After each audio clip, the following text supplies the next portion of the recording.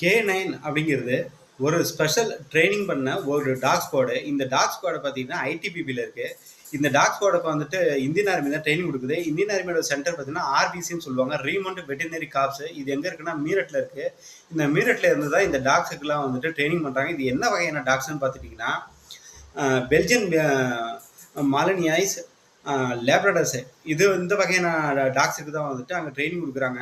இந்த டாக்ஸ் எல்லாம் வந்துட்டு ட்ரெய்னிங் பண்ண பிற்பாடு விஐபி செக்யூரிட்டி கார்ட்ஸுக்கு போவோம். அதான் எஸ்பிஜின்னு சொல்லுவாங்க, ஸ்பெஷல் ப்ரொடெக்ஷன் குரூப். இது வந்துட்டு பிரைம் மினிஸ்டர் பிரசிடென்ட்டுக்கு பொறுப்பேற்றிருக்கிற ஒரு செக்யூரிட்டி ஏஜென்சி.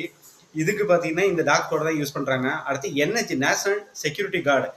இது பார்த்தீங்கன்னா இன்டர்னல் சிஆர்பிஎஃப், அவங்க தான் வந்துட்டு இன்டர்னல் செக்யூரிட்டி பார்க்குறாங்க. அவங்களுக்கு இந்த K9ங்கிற ஒரு டாக் ஸ்குவாடை தான் கொடுத்துருப்பாங்க. இது வந்து வெல் ட்ரெயின்டான ஒரு டாக் ஸ்குவாடு.